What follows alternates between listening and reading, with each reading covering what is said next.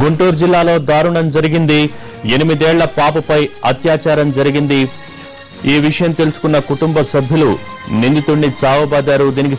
ఈ విషయం ఆలస్యంగా వెలుగులోకి వచ్చింది. దీనికి సంబంధించి మరింత సమాచారాన్ని మా ప్రతినిధి కృష్ణ అందిస్తారు.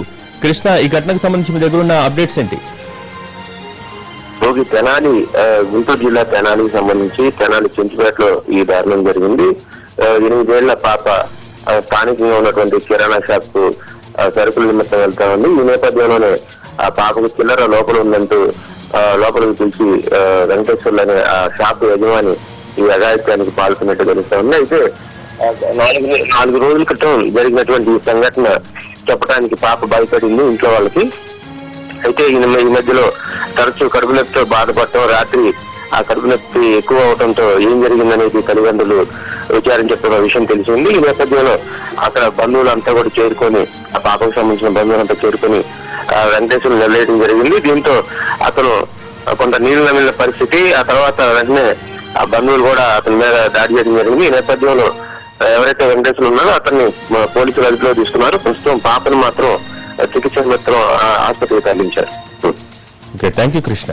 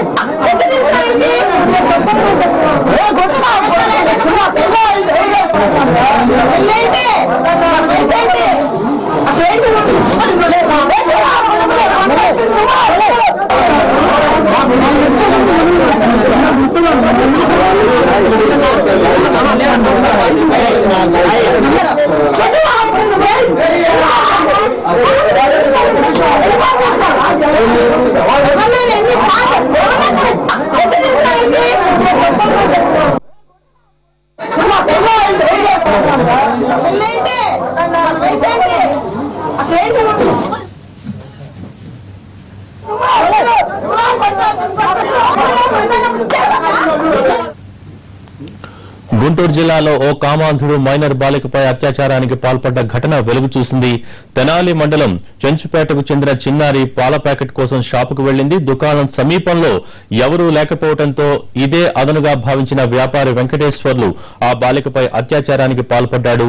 ఈ విషయాన్ని చిన్నారి తల్లిదండ్రులకు తెలిపింది. దీంతో ఆగ్రహానికి లోనైన బాలిక బంధువులు అతన్ని చావబాది పోలీసులకు అప్పగించారు.